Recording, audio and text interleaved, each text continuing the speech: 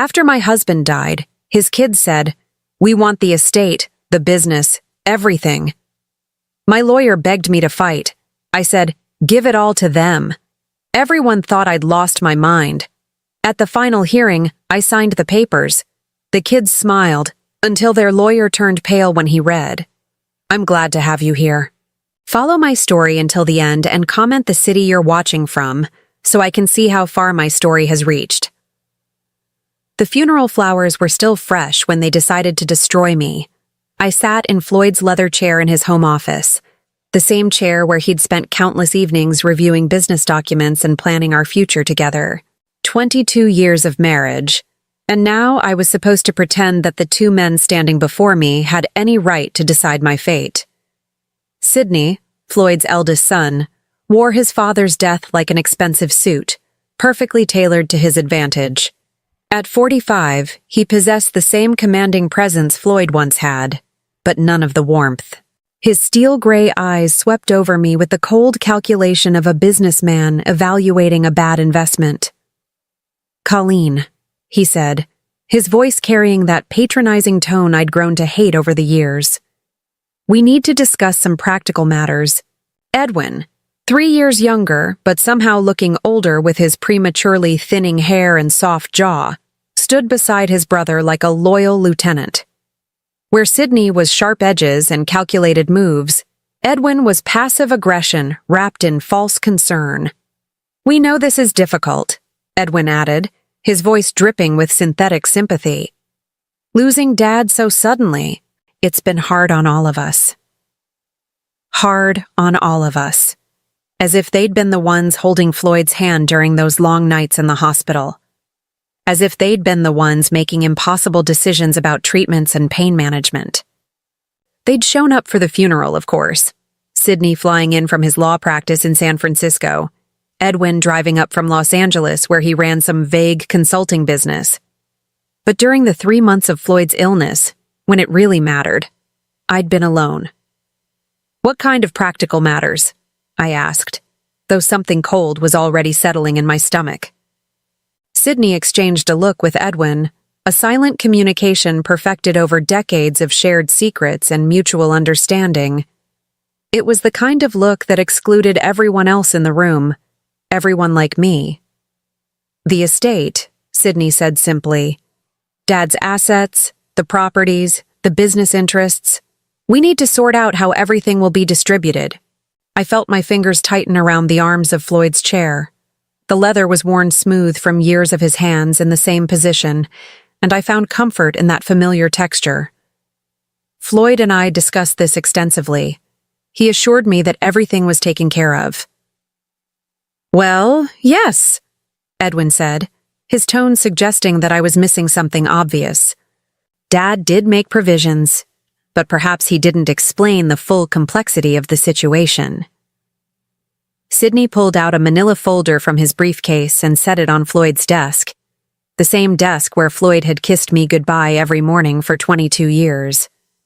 The folder was thick, official-looking, intimidating in the way that legal documents always were.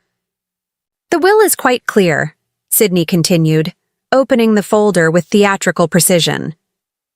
"The house here in Sacramento, valued at approximately $850,000, goes to Edwin and myself jointly.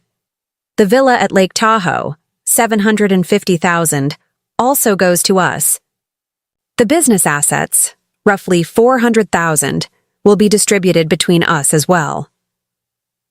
Each number hit me like a physical blow.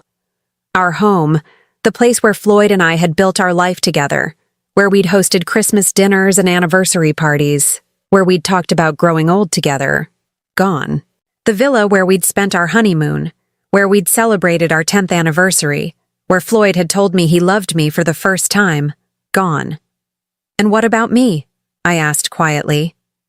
Edwin shifted uncomfortably, but Sidney's expression remained unchanged. "Well, naturally, there's the life insurance policy. $200,000. That should be more than sufficient for your needs going forward." $200,000 for a 63-year-old woman who'd given up her career to support her husband's family. For someone who'd spent the last 2 decades managing Floyd's household, entertaining his business associates, caring for him through his illness. $200,000 to start over. I see, I said, though I didn't see it all. This couldn't be right. Floyd had promised me that I'd be taken care of, that I'd never have to worry about security or stability. It's not personal, Colleen, Edwin said, and the false gentleness in his voice made my skin crawl. It's just that Dad always intended for the family assets to stay within the bloodline, you understand. Bloodline. As if the 22 years I'd spent as Floyd's wife, as Sydney and Edwin's stepmother, meant nothing. As if love and commitment were somehow less valid than genetics.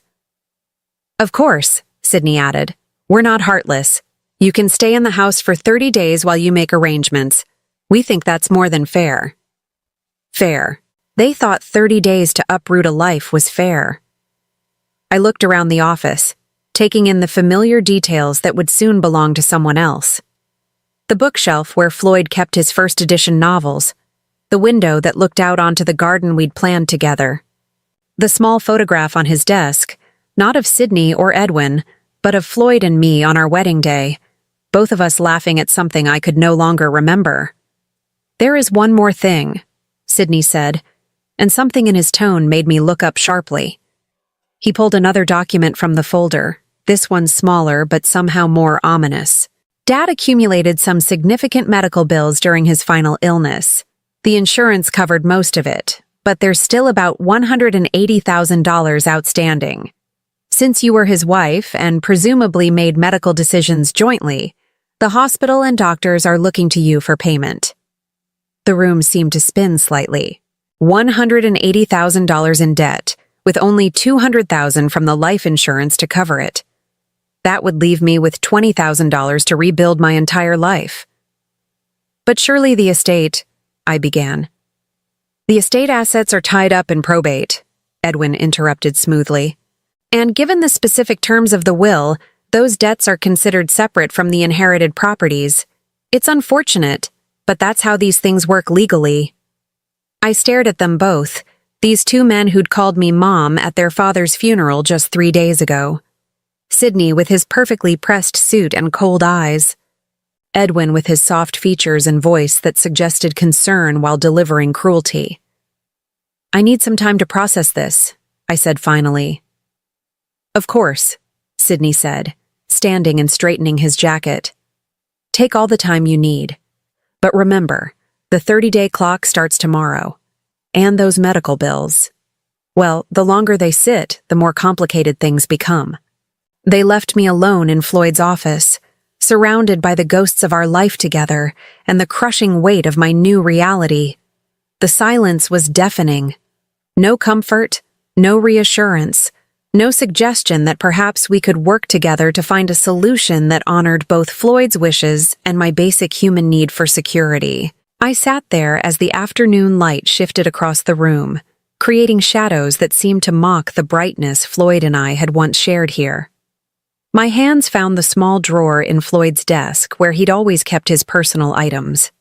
Inside, beneath old receipts and business cards, my fingers touched something unexpected, a small key I'd never seen before. The key was old brass, worn smooth with handling. It didn't fit any lock I could think of in the house, but Floyd had kept it in his most private space. Why? As I held the key up to the light, I noticed Edwin's car was still in the driveway. Through the window, I could see him and Sydney standing beside it, their heads close together in animated conversation. They were celebrating, I realized, dividing up their inheritance, planning what they'd do with their newfound wealth. Neither of them looked back at the house where their stepmother, their father's wife, sat alone with the ruins of her life spread out before her. But as I watched them drive away, something strange happened. Instead of the despair I expected to feel, a different emotion began to take root. It started small, just a whisper in the back of my mind, but it grew stronger with each passing moment. They thought they'd won. They thought they'd successfully erased me from Floyd's legacy, reduced me to nothing more than an inconvenience to be managed with the minimum legal requirements. What they didn't know What they couldn't possibly know was that Floyd had always been more cunning than either of his sons realized, and after 22 years of marriage, some of that cunning had rubbed off on me. The key in my hand seemed to grow warmer as I held it, as if it were trying to tell me something. Tomorrow I would find out what lock it opened. Tonight, I would let Sydney and Edwin enjoy their victory. Martin Morrison had been Floyd's attorney for 15 years, and in all that time, I'd never seen him look as uncomfortable as he did sitting across from me in his downtown office. His usually perfect composure was cracked, revealing the concerned man beneath the professional facade. "Colleen," he said, removing his glasses and cleaning them for the third time in 10 minutes. "I have to advise you in the strongest possible terms. This is not the right decision." The morning sun streamed through the floor-to-ceiling windows of his 15th floor office, casting everything in sharp relief. The Sacramento River glittered below us, and somewhere in those gleaming office buildings across the water, people were making rational decisions about their lives. I envied them. "I understand your concerns, Martin," I said, my voice steadier than I felt. "But my mind is made up." He set his glasses down and leaned forward, his expression earnest. "You could fight this. The will. There are irregularities, questions about Floyd's mental state during the final revision. We could contest it, delay probate, force Sydney and Edwin to negotiate." I'd spent the sleepless night reading and rereading the documents Sydney had left with me, trying to understand how Floyd, my Floyd, could have written me out of our shared life so completely. The language was cold, clinical, reducing 22 years of marriage to a few paragraphs about adequate provision and appropriate arrangements. "How long would a contest take?" I asked. "Months, possibly years. But Colleen, you'd have a real chance. I know Floyd, and this will. It doesn't match the man I knew. The man who spoke about you with such love and respect. Love and respect." Had I imagined all those conversations where Floyd assured me I'd be taken care of? Had I misunderstood his promises that I'd never have to worry about my future? And during those months or years, what would I live on? Sydney made it clear that the medical debts are my responsibility. $180,000, Martin. Even if I won a contest eventually, I'd be bankrupt long before then. Martin's jaw tightened. "Sydney and Edwin are playing hardball, but that's exactly why you shouldn't give them what they want. They're counting on you being too intimidated or too exhausted to fight." He was right, of course. Every instinct I had screamed that this was wrong, that Floyd had not intended to leave me with almost nothing while his sons inherited millions. But instincts didn't pay medical bills or put a roof over my head. "What if I just gave them everything they want?" I asked quietly. Martin blinked. "I'm sorry? What if I signed whatever papers they need, transferred all claims to the properties, walked away cleanly? How quickly could that be done?" "Colleen, you can't be serious. You'd be giving up your legal rights to challenge." "How quickly, Martin?" He stared at me for a long moment, his professional mask slipping to reveal genuine concern. "If you waived all claims and signed the proper releases, a week, maybe 2. But why would you even consider that?" I looked out at the river again, watching a small boat navigate the current. The boat's captain seemed to know exactly where he was going, following some invisible map that guided him safely to his destination. "Because fighting would destroy me," I said finally. "Even if I won, I'd be a different person by the end of it. Bitter, exhausted, broke. Maybe it's better to accept what's offered and build something new." Martin leaned back in his chair, studying me with the intense focus that had made him one of Sacramento's most successful attorneys. "Colleen, in 30 years of practice, I've never had a client voluntarily walk away from a 7-figure inheritance. There has to be something I'm missing here." There was something he was missing, but I couldn't explain it to him. Couldn't explain the certainty that had grown in me since finding Floyd's mysterious key. All night, I'd searched the house for what it might unlock, checking every drawer, every cabinet, every storage space I could think of. Nothing. But the key felt important. Felt like Floyd trying to communicate something from beyond the grave. "Maybe I'm just tired," I said. Tired of fighting, tired of being seen as the greedy stepmother who wants to steal the son's inheritance. Maybe it's easier to let them have what they think they deserve. What they think they deserve. Martin's voice sharpened. "Colleen, this isn't about what they deserve. This is about what Floyd intended, and I'm telling you as his attorney and friend, this will doesn't reflect his true wishes." Before I could respond, my phone buzzed. A text message from an unknown number.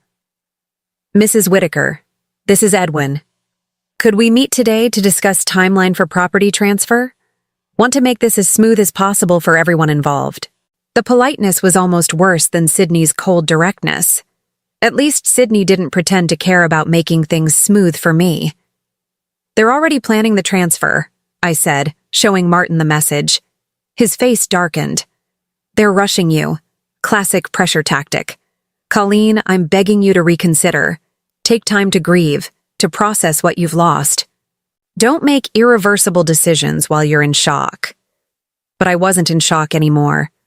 The numbness that had carried me through Floyd's illness and death was lifting, replaced by something that felt almost like clarity. I couldn't fight Sydney and Edwin with their lawyers and their sense of entitlement and their intimate knowledge of Floyd's business affairs. But maybe I didn't need to fight them directly. "If I were to sign the papers," I said slowly, "what exactly would I be signing away?" Martin sighed heavily, recognizing defeat. "All claims to the primary residence, the Lake Tahoe property, the business assets, any joint accounts or investments. You'd retain only the life insurance payout and any personal property that was specifically yours before the marriage. And in exchange? They'd agree to handle the medical debts from the estate funds before distribution. You'd walk away clear of those obligations." That was something, at least. It would leave me with the full $200,000 instead of just $20,000 after debt payments. Still not enough for long-term security, but enough to survive while I figured out what came next. "I need to see the exact language," I said. Martin opened his laptop and began typing. "I'll draft something that protects your interests as much as possible under the circumstances. But Colleen, once you sign this, there's no going back. You'll have no legal recourse if you later discover information that would have changed your decision." "I understand." But even as I said it, I wondered if I really did understand. The key in my purse seemed to grow heavier, a constant reminder that Floyd had left me something, some message or instruction that I hadn't yet deciphered. Was I making a terrible mistake by giving up so easily? Or was I being guided by an instinct that ran deeper than logic? My phone buzzed again. This time it was Sydney. "Mother, we appreciate your cooperation in this difficult time. Edwin and I want to make the transition as painless as possible. Perhaps we could finalize everything by the end of the week." Mother. He called me mother when he wanted something, but it rang hollow now. Where had that familial concern been during Floyd's final months when I'd sat alone in hospital waiting rooms? "They want everything signed by the end of the week," I told Martin. "Of course they do. The faster they can get your signature, the less time you have to change your mind or seek a second opinion." He looked at me intently. "Colleen, there's something about this whole situation that feels wrong to me. Sydney and Edwin are acting like they're afraid you might discover something that would complicate their inheritance. Men don't typically rush through probate unless they have reason to worry." That thought had occurred to me too. In all the years I'd known Sydney and Edwin, they'd never been particularly efficient or urgent about anything. Sydney was methodical to a fault, and Edwin was positively leisurely in his approach to business. This sudden push for quick resolution felt out of character. "Maybe they're just eager to move on," I said, though I didn't believe it myself. "Or maybe they know something you don't." Martin closed his laptop and leaned forward again. "Colleen, I'm going to ask you one more time. Will you at least take 48 hours to think about this? Sleep on it. Talk to a friend, a counselor, someone who isn't emotionally invested in the outcome. I almost laughed. A friend? Floyd and I had been each other's best friends for 22 years. We'd let other friendships fade as we'd focused on building our life together, entertaining his business associates, managing his household. I'd been Floyd's wife, Sydney and Edwin's stepmother, but I'd never quite figured out who I was as an individual woman. "I don't need 48 hours, I said. "I've already decided." Martin studied me for a long moment, then nodded slowly. "All right. I'll draft the papers, but I want everything in writing. Their agreement to handle the medical debts, a clear timeline for when you'll receive the insurance payout, and a clause that protects you from any future claims related to Floyd's estate." "Thank you. Don't thank me yet. I'm about to help you make what might be the biggest mistake of your life." As I left Martin's office and walked through the marble lobby toward the elevator, I caught a glimpse of my reflection in the polished walls. The woman looking back at me was someone I barely recognized, older certainly, but also somehow more solid, more present. For 22 years, I'd been Floyd's wife, defined by my relationship to him and to his sons. For the first time since his death, I was being forced to figure out who Colleen Morrison Whitaker was when stripped of those roles. The elevator doors opened and I stepped inside. As we descended toward the parking garage, I touched the key in my purse one more time. Floyd had left me something, I was sure of it, and whatever it was, Sydney and Edwin didn't know about it. The key opened a safety deposit box at First National Bank on J Street, a box I never knew existed. I'd spent 2 days methodically searching every inch of our house, growing more frustrated with each empty drawer and meaningless cabinet. It wasn't until I was going through Floyd's wallet, the one the hospital had returned with his personal effects, that I found the small business card tucked behind his driver's license. First National Bank, with a handwritten number on the back, 379. The bank manager, a kind woman named Patricia who remembered Floyd from his occasional visits, led me down to the vault with appropriate sympathy. "Mr. Whitaker was very specific about this box," she said as we descended the marble steps. "Only you and he had access. He opened it about 6 months ago." 6 months ago. Right around the time Floyd's health had started declining, when he'd begun having those mysterious business meetings that he'd never quite explained to me. The box was larger than I'd expected, and heavier. Patricia left me alone in the small viewing room, and with trembling fingers, I lifted the metal lid. Inside were documents, lots of them. But these weren't the legal papers I'd expected, wills or insurance policies or business contracts. These were personal letters, printed emails, financial statements, and what looked like surveillance reports. The first thing that caught my eye was a letter in Floyd's handwriting, dated just 2 months before his death. The envelope was marked, "For Colleen, open only after reading everything else."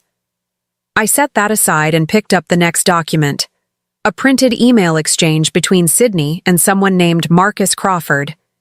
The timestamp showed it was from 8 months ago, and as I read, my blood grew cold. "Marcus, Dad's getting worse. The doctors think he's got maybe 6 months. We need to move faster on the transfer protocols. Can you expedite the paperwork we discussed?" The reply was equally chilling. "Sydney, I've prepared the documents as requested. Once your father signs, the business assets will be restructured under the shell companies we established. The personal properties can be transferred immediately upon death. What about the wife? Colleen won't be a problem. She doesn't understand the business side, and by the time she figures out what's happening, it'll be too late. Dad trusts us completely." I had to read it twice before the meaning sank in. They'd been planning this for months. While I was caring for Floyd, driving him to doctor appointments, managing his medications, his sons were plotting to steal not just from me, but from their own father. The next document was a bank statement for an account I'd never heard of. Whitaker Holdings, LLC. The balance showed $4.7 million. Below it was a handwritten note from Floyd. "Colleen, this is our real savings. The boys think all my money is tied up in the house and business, but I moved the bulk of our assets here months ago. I was trying to protect us. $4.7 million. We weren't poor. We weren't even middle class. Floyd had been quietly wealthy, and Sydney and Edwin had been trying to steal from their dying father.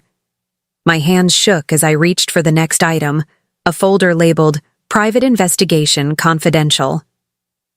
Inside were photographs, financial records, and a summary report from someone named James Mitchell, licensed private investigator. The photos showed Sydney entering and leaving what appeared to be an upscale casino in Reno. The timestamps indicated he'd made multiple trips over the past year, sometimes staying for several days. The financial records painted an even grimmer picture. Sydney owed $230,000 to various creditors, most of them connected to gambling debts. Edwin's file was just as damning. The investigation had uncovered that his consulting business was actually a front for a series of failed investment schemes.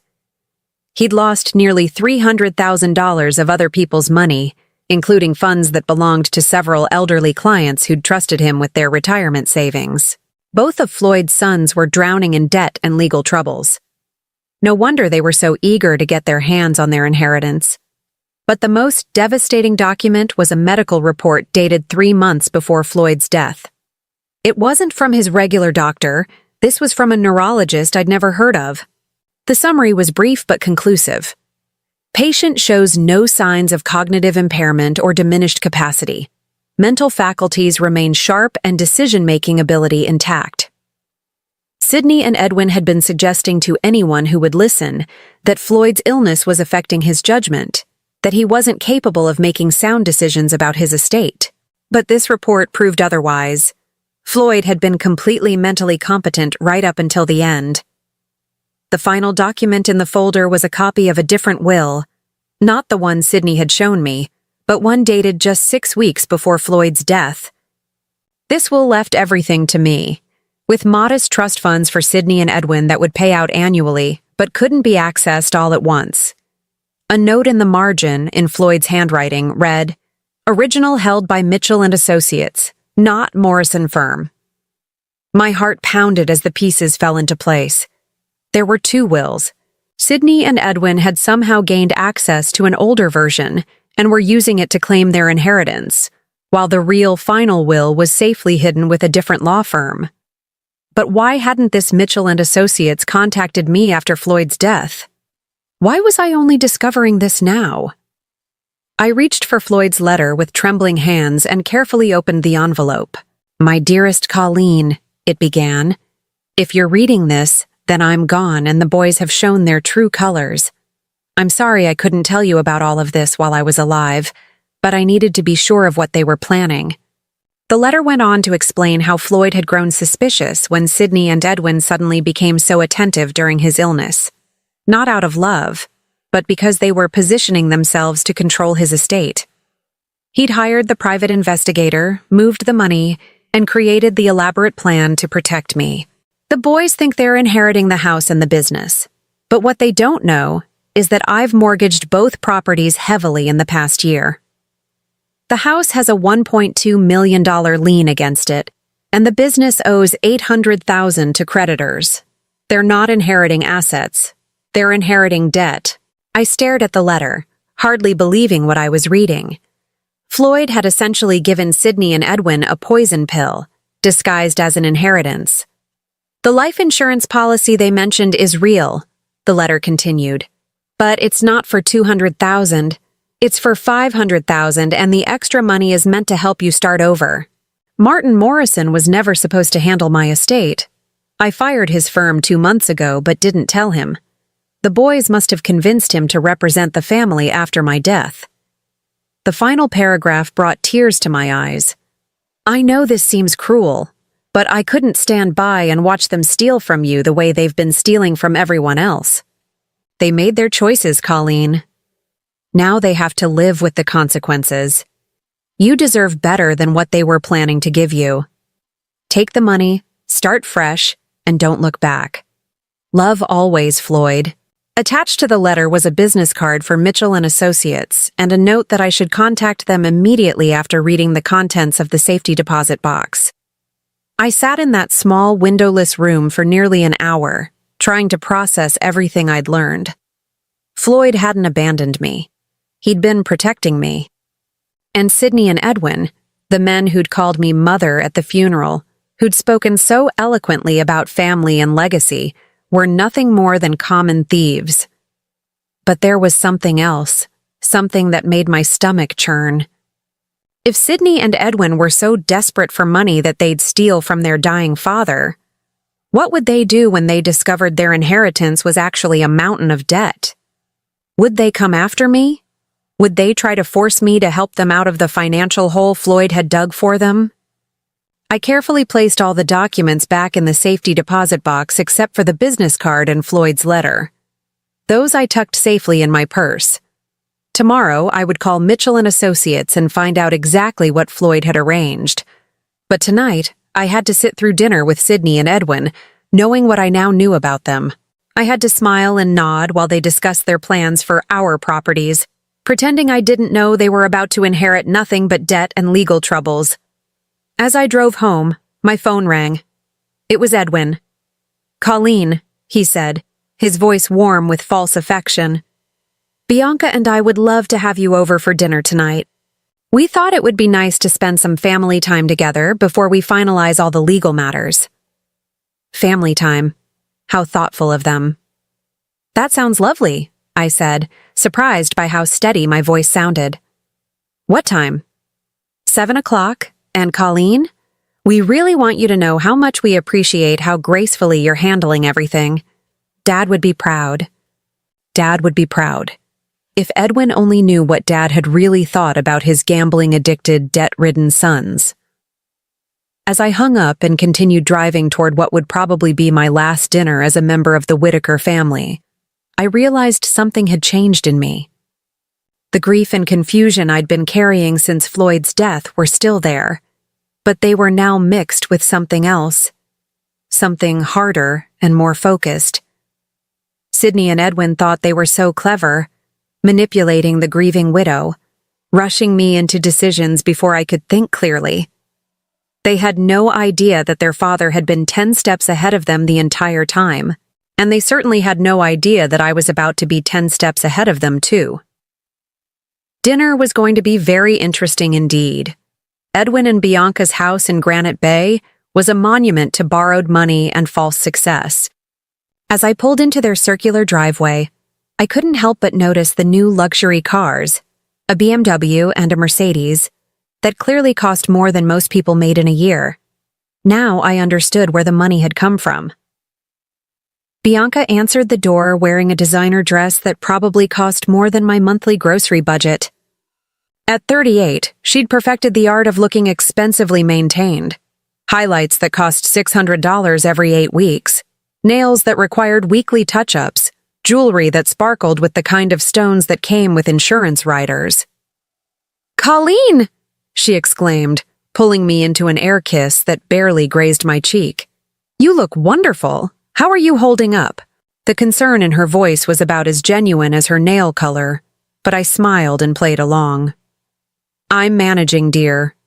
Thank you for having me." Sydney was already there, lounging in Edwin's study with a scotch in his hand that probably cost more per bottle than I spent on groceries in a month. The room was all dark wood and leather, designed to project success and stability. What it actually projected, now that I knew the truth, was desperate overreach. "Mother," Sydney said, standing to give me a brief hug. "You're looking better. I was worried about you after our conversation yesterday." Yesterday, when he'd told me I was essentially homeless and bankrupt. Such touching concern. Edwin emerged from the kitchen carrying a wine glass filled with what looked like a very expensive Chardonnay. "Colleen, so glad you could make it. Bianca's been cooking all afternoon. Her famous herb-crusted salmon." The three of them moved around me like gracious hosts, offering drinks and appetizers, commenting on my appearance, asking about my plans. It was a masterful performance of family concern, and if I hadn't spent the afternoon reading about their gambling debts and failed business ventures, I might have been touched. Dinner was served in their formal dining room, complete with china that looked like it belonged in a museum and silverware heavy enough to be weapons. Bianca had indeed outdone herself. The salmon was perfectly prepared, the wine expertly paired, the presentation flawless. "So," Sydney said as we settled into the main course, "Martin Morrison called me this afternoon. He mentioned you're ready to move forward with the estate transfer." I took a delicate bite of salmon, buying time. "Yes, I've decided that fighting over Floyd's wishes isn't how I want to spend my remaining years. Family harmony is more important than money." The relief that flickered across Edwin's face was almost comical. That's wonderful, Colleen. Really wonderful. Dad would be so pleased to know we're all working together. "We've prepared some papers," Bianca added, reaching for a manila folder that had been sitting on the sideboard. "Just to make everything official. Our attorney drew them up to complement what Martin is handling." Their attorney. Of course they'd brought in their own legal representation. I wondered if this mysterious lawyer knew about Sydney's gambling debts or Edwin's fraudulent investment schemes. "How thoughtful," I said, not touching the folder. "But I should mention that I've been doing some thinking about the medical bills." The temperature in the room seemed to drop several degrees. Sydney set down his wine glass with just a bit too much force. "What kind of thinking?" Edwin asked, his voice carefully neutral. "Well, $180,000 is a substantial amount. I was wondering if perhaps we should have an accountant review the estate's liquid assets before I commit to taking on that debt personally." Sydney and Edwin exchanged a look, the same kind of silent communication I'd witnessed in Floyd's office, but this time I could read the subtext. They were afraid I might discover something. "Colleen," Sydney said carefully, "I thought we'd explain that the estate assets are tied up in probate. The medical bills are separate from the inheritance." "Of course," I said pleasantly, "but Floyd was always so meticulous about his record-keeping. I'm sure there must be documentation of exactly what debts belong to the estate versus what's considered personal responsibility." Bianca laughed, the sound just a bit too bright. "Oh, Edwin handles all that boring financial stuff. Don't you, honey?" Edwin nodded rapidly. "Absolutely. Everything's been properly categorized. The medical expenses fall to you because you were Floyd's spouse and presumably involved in the treatment decisions." "That makes sense," I agreed. Although I do find it interesting that Floyd never mentioned being worried about medical costs. He always seemed so confident that we had adequate insurance. The silence stretched just a beat too long. Sydney cleared his throat. "Insurance doesn't cover everything, unfortunately. Dad's treatment was quite extensive in those final months." I knew I was walking into dangerous territory, but I couldn't resist pressing just a little. "I suppose I should contact the hospital directly, get an itemized breakdown of what's owed and what the insurance actually covered." Edwin's fork clattered against his plate. That's not necessary, Colleen. I've already handled all that. Very thoroughly." "I'm sure you have," I said. "But as Floyd's widow, I feel responsible for understanding exactly what happened financially during his final illness. It's the least I can do for his memory." Bianca jumped up suddenly. "Who wants dessert? I made that chocolate torte recipe from Food and Wine magazine." She practically fled to the kitchen, and I didn't miss the meaningful look Sydney shot at Edwin. They were rattled, and I'd barely begun to probe. "Colleen," Sydney said, leaning forward with what I supposed was meant to be a paternal expression, "I hope you're not second-guessing our arrangement because of something someone else said.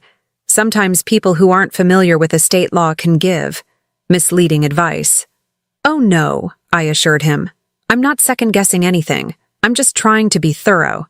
Floyd always said that the devil was in the details." Edwin laughed nervously.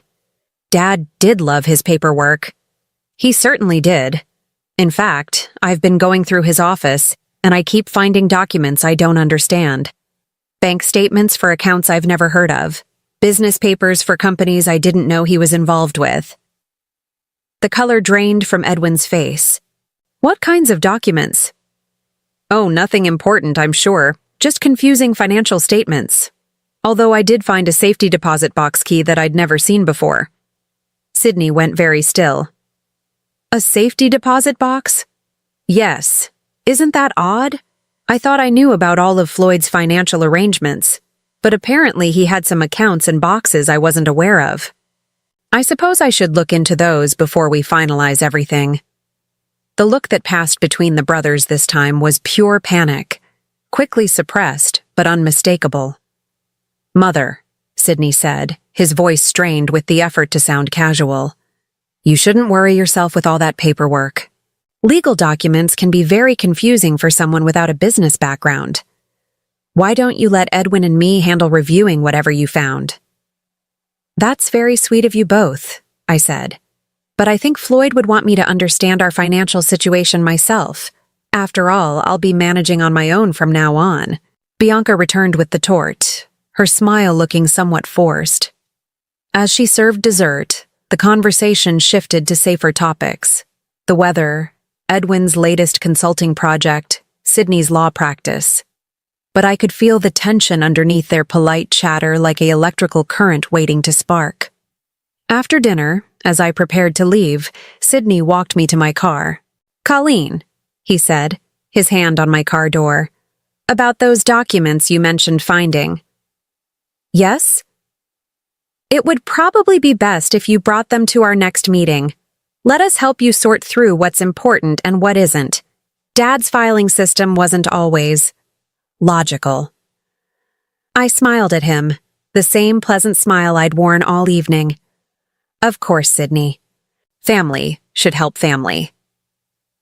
But as I drove away, I caught a glimpse of him in my rearview mirror, standing in the driveway with his phone already pressed to his ear. He was making a call that couldn't wait until he got back inside. By the time I reached home, my own phone was ringing. It was a number I didn't recognize. Mrs. Whitaker? This is James Mitchell from Mitchell & Associates. I believe you may have some documents that belong to my office? Mr. Mitchell, I said, settling into Floyd's chair in his study. How did you know I'd found them? Your husband was very specific in his instructions. If you found the safety deposit box, I was to contact you within 24 hours. Ma'am, we need to meet as soon as possible. There are some things about your husband's estate that you need to know before you sign anything with Sydney and Edwin. What kinds of things? Things that will change everything, Mrs. Whitaker. Everything. As I hung up the phone and looked around Floyd's study, my study now, I realized that the invisible game I'd been playing all evening was about to become very visible indeed. Sydney and Edwin thought they were manipulating a grieving widow, but they had no idea that their father had been playing a much longer, much more sophisticated game. James Mitchell's office was nothing like Martin Morrison's polished downtown suite. Located in a modest building in Midtown Sacramento, it had the comfortable, lived-in feeling of a place where real work got done rather than impressive clients got courted. Mitchell himself was a surprise. A soft-spoken man in his 60s with kind eyes and hands that showed he'd worked for everything he'd earned. Mrs. Whitaker, he said, rising from behind a desk that was organized chaos incarnate. Thank you for coming so quickly. Please sit down. We have a lot to discuss. I settled into the worn leather chair across from his desk, my purse containing Floyd's letter held tightly in my lap. Mr. Mitchell, I have to admit I'm confused about all of this. I didn't even know Floyd had hired another attorney. He hired me about 8 months ago, Mitchell said, pulling out a thick file. Initially, it was just to conduct a discreet investigation into some financial irregularities he'd noticed. But as we uncovered more information, my role expanded significantly. He opened the file, and I could see it contained copies of many of the same documents I'd found in the safety deposit box, along with others I hadn't seen. Your husband was a very thorough man, Mrs. Whitaker. When he realized what his sons were planning, he developed a comprehensive strategy to protect you and ensure they faced consequences for their actions. The investigation showed they were stealing from him? Mitchell nodded grimly. Sydney had been forging his father's signature on loan documents, using the family business as collateral for his gambling debts. Edwin was worse. He'd been systematically transferring funds from client accounts into his own shell companies. Both of them were facing potential criminal charges if their activities came to light. I felt a chill settle over me. Criminal charges? Grand larceny, wire fraud, elder abuse. Your husband could have had them both arrested. Instead, he chose a more creative form of justice. Mitchell pulled out a different set of documents and spread them across his desk. These are the real estate records for the house and the Lake Tahoe property. As of 6 months ago, both properties are leveraged to the maximum. Your husband took out mortgages totaling $1.2 million on the house and $800,000 on the villa. But why would he do that? We owned both properties free and clear. Because he knew Sydney and Edwin would inherit them, and he wanted to ensure they inherited the associated debts as well. The money from those mortgages? It's sitting safely in the Whitaker Holdings account that only you can access. My head spun as I tried to process what he was telling me. So when they inherit the properties, they inherit properties worth approximately $1.6 million, but with mortgages totaling $2 million. They'll owe $600,000 more than the houses are worth. That's not possible. They showed me the will. They showed you an outdated will, Mitchell interrupted gently. One that was superseded by a final version your husband executed 6 weeks before his death. The real will leaves everything to you, with the stipulation that if you choose, you can gift the properties to Sydney and Edwin. The choice is entirely yours. He handed me a copy of the real will. As I read through the legal language, one clause stood out. I leave the decision of what, if anything, my sons Sydney and Edwin shall inherit entirely to my beloved wife Colleen, trusting in her wisdom and judgment to determine what they truly deserve. Floyd left it up to me, I whispered. He did. And Mrs. Whitaker, there's more. The life insurance policy isn't for $200,000. It's for $500,000. And there's an additional policy for $300,000 that Sydney and Edwin don't know about. $800,000. Combined with the money Floyd had moved to the protected accounts, I wasn't just secure, I was wealthy. But here's the most important part, Mitchell continued. Your husband documented everything. Every forged signature, every fraudulent transfer, every lie Sydney and Edwin told during his illness. If you choose to pursue criminal charges, we have more than enough evidence to ensure convictions. The room seemed to tilt slightly as the full scope of Floyd's plan became clear. He hadn't just protected me. He'd given me the power to decide Sydney and Edwin's fate. What happens if I don't pursue charges but also don't give them the properties? They get nothing. They inherit their father's love and their childhood memories, and that's all. Meanwhile, they're still facing the debts they've already accumulated, and the creditors who've been waiting for their inheritance to pay them back won't be very understanding. Before I could respond, my phone rang. It was Sydney. Don't answer it, Mitchell advised. Not yet. There are a few more things you need to know. But the phone kept ringing, and something in the persistence of it made me uneasy. Finally, I picked up. Colleen? Sydney's voice was strained, almost frantic. We need to talk. There's been a development. What kind of development? Someone from Mitchell & Associates called Edwin this morning. They claim to have documents that supersede the will we've been working with. This is very concerning, Colleen. We think someone might be trying to defraud the estate. I looked at Mitchell, who was shaking his head with what might have been amusement. Sydney, I don't understand. What kind of documents? Legal papers that don't make sense. Listen, Mother. I think you should come to Martin Morrison's office immediately. We need to sort this out before you sign anything or make any decisions you might regret. The urgency in his voice was telling. They'd discovered they weren't inheriting what they thought, and they were panicking. I'll be there in an hour, I said, and hung up. Mitchell leaned back in his chair. So, Mrs. Whitaker, the moment of truth has arrived. What do you want to do? I stared down at the documents spread across his desk, evidence of years of manipulation and theft, proof of Floyd's careful planning, and the legal foundation for whatever choice I made next. I want to understand something, I said slowly. If I give them the properties with the mortgages, are they legally obligated to pay those debts? Absolutely. The mortgages transfer with the properties. They'd have 30 days to refinance or assume the loans, or face foreclosure. And given their existing debts and credit problems, no bank would refinance them. They'd lose the properties and still owe the deficiency balances. I thought about dinner the night before, about Bianca's designer dress and the expensive cars in their driveway, about Sydney's casual arrogance and Edwin's false concern. I thought about 22 years of being treated as an outsider in my own family, of being dismissed and patronized and ultimately betrayed. But mostly, I thought about Floyd, lying in that hospital bed, knowing what his sons were planning, working even in his final weeks to protect me from their greed. Mr. Mitchell, I said, standing up and smoothing my skirt.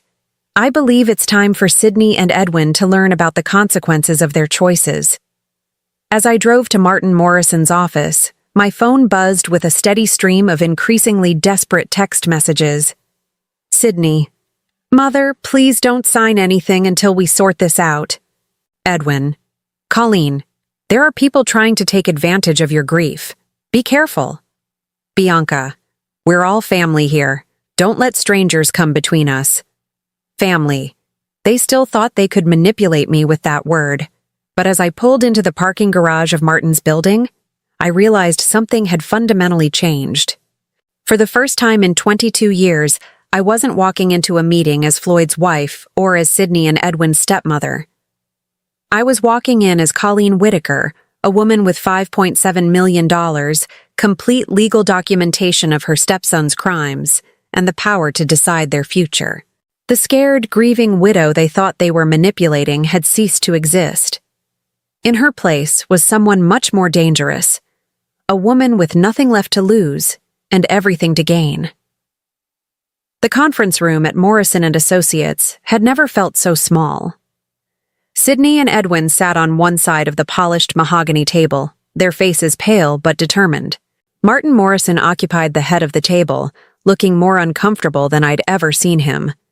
James Mitchell sat beside me, a thick briefcase at his feet and the calm demeanor of a man who held all the cards. Colleen, Sydney began before anyone else could speak. We're glad you're here.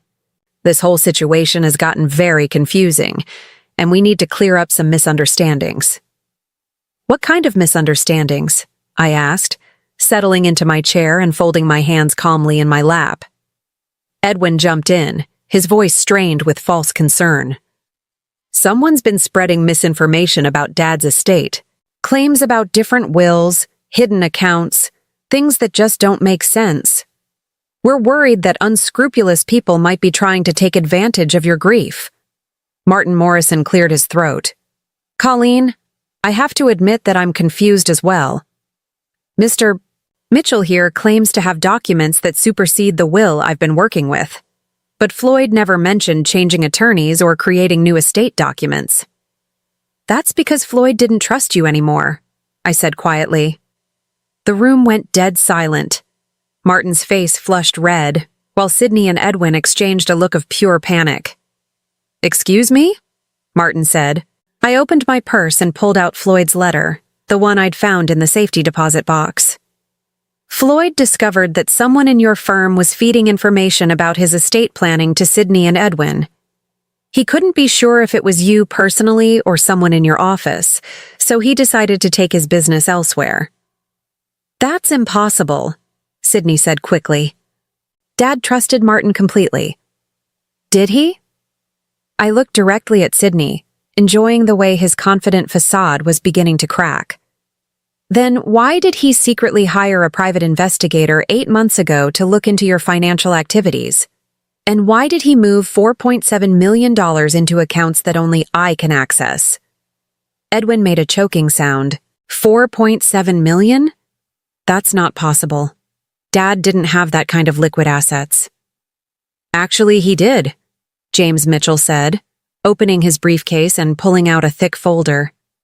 Your father was considerably wealthier than either of you realized. He'd been quietly building a portfolio for years, specifically to ensure Colleen's security after his death. He spread documents across the table, bank statements, investment records, property deeds. The house you think you're inheriting? It has a $1.2 million mortgage against it. The villa at Lake Tahoe? $800,000 in liens. Your father took out these loans specifically to saddle any inheritance with debt. Sydney's face had gone from pale to gray. You're lying. I'm afraid not, Mitchell continued calmly. Your father documented everything very carefully, including your gambling debts, Sydney, $230,000 to various creditors, and Edwin's fraudulent investment schemes, which have cost his clients nearly $300,000. This is harassment, Edwin said, his voice cracking. You can't prove any of this. Mitchell smiled and pulled out another folder. Actually, I can. Bank records showing forged signatures on loan documents, wire transfer records proving embezzlement, recorded phone conversations where both of you discussed manipulating your father's estate while he was dying in the hospital. The temperature in the room seemed to drop 10 degrees. Martin Morrison was staring at the documents with the horrified expression of a man realizing he'd been completely played. Colleen, Sydney said, his voice now openly desperate. Surely you don't believe these fabrications. We're family. We love you. Family, I repeated. The way you loved me when you told me I was inheriting $20,000 after 22 years of marriage. The way you loved me when you gave me 30 days to find somewhere else to live. Bianca, who had been silent until now, suddenly spoke up. This is all just a misunderstanding. We can work this out. We can make adjustments. Actually, I interrupted, there's nothing to work out. The real will, the legally binding one, leaves everything to me. The choice of what, if anything, Sydney and Edwin inherit is entirely mine. I reached into my purse and pulled out another document. This is a gift deed I had prepared this morning. I'm giving you exactly what you tried to give me. Sydney grabbed the document and read it quickly, his face cycling through confusion, understanding, and finally horror. You're giving us the house and the villa, Edwin said slowly. But with the mortgages. That's correct. You'll own properties worth approximately $1.6 million, with associated debts of $2 million. That leaves you $600,000 in the hole, which seems fitting given your existing financial difficulties. You can't do this, Sydney said, but his voice lacked conviction. Actually, I can. It's exactly what Floyd intended. He wanted you to face the consequences of your choices. Martin Morrison finally found his voice. Colleen, this is extremely irregular. Perhaps we should take some time to consider all options. No, I said firmly. I've considered everything. Sydney and Edwin can accept their inheritance as offered, or they can walk away with nothing. Those are their only options. And if we refuse? Edwin asked. James Mitchell answered. Then Mrs. Whitaker will pursue criminal charges for elder abuse, grand larceny, and wire fraud. The evidence is overwhelming. You'd both be looking at significant prison time. The silence stretched on for what felt like hours. I could see Sydney's mind working, trying to find an angle, a way to negotiate or manipulate the situation. Edwin just looked defeated. Finally, Sydney spoke. What do you want from us? I want you to sign the papers accepting the inheritance as offered. I want you to agree never to contact me again unless it's through attorneys. And I want you to understand that this is what your father chose for you, not out of hatred, but because you forced his hand. Bianca started crying. This will ruin us. We'll lose everything. You should have thought about that before you started stealing from your dying father, I said without sympathy. Edwin looked up at me with something that might have been respect. He really planned all of this? Every detail. Your father was much smarter than either of you ever gave him credit for. In the end, they signed. They didn't have a choice. The alternative was prison, and even in their desperation, they weren't quite ready to risk that. As they filed out of the conference room, Sydney paused at the door. This isn't over, Colleen. Yes, it is, I replied calmly. It's completely over.